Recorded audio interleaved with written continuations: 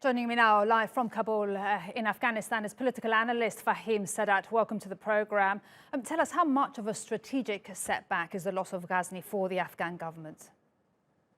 Thank you. Well, apparently it seems that the government is having a selective approach in stopping the defenses. This morning, with the news of the fall of Ghazni, people are further in a worrisome situation because Ghazni is lying next to Kabul. It's one of the provinces which borders the capital, and this also raises serious questions on the ability of the government to protect the population, and as well as seemingly what they claim to be having the control of the country in the coming 6 months is further questioned. And really, I mean, the headline today, according to US intelligence, they've been saying that they believe Kabul could fall to the Taliban within 90 days. How likely is that? Can the Afghan security forces prevent that?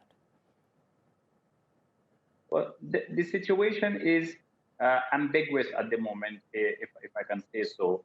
From one hand, you see the top military brass making a stand in regional provinces such as Helmand, Kandahar, and Herat, which did not fall to the continuous assault of the Taliban till now. But on the other hand, you see some of the provinces falling very, very quickly and without a strong resistance put up by the government. So if we consider the defeat that is coming to the government in the north of Afghanistan, I would totally agree to the assessment, to the current assessment, that it wouldn't be very far to see Taliban taking over on Kabul.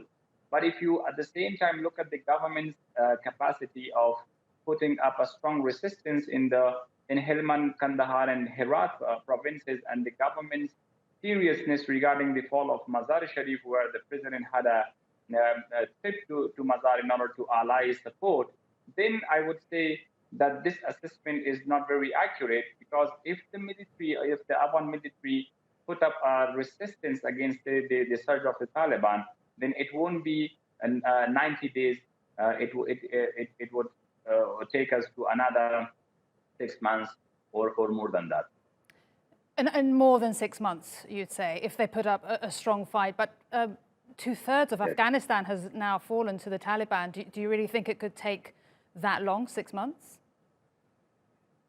Again, if you look at the fall of the territories to the Taliban, they are the majority of those fallings were a strategic retreat by the government.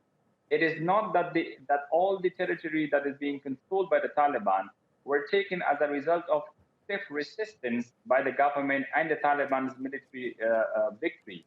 As we see, when the withdrawal started in Afghanistan, we saw that a security vacuum was created. And then the government decided to strategically retreat from far and remote areas, which were at that time limited to rural Afghanistan, to rural Afghanistan. And then because the reasoning for the strategic retreat was that the government is unable to provide the required logistic and as well as air support to the far and remote areas.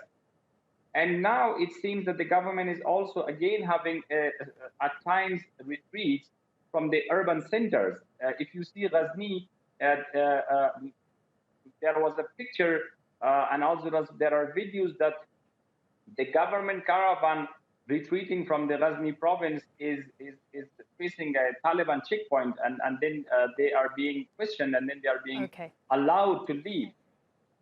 So that seems that if the government is, the army is still well equipped, it has the leverage through the air support, but there are issues at the political decision-making level where some places are strongly resisted and some places are easily retreated. Fahim, we'll have to leave it there. Time will tell what happens with Kabul. Thank you very much indeed for your time and your analysis, Fahim Sadat.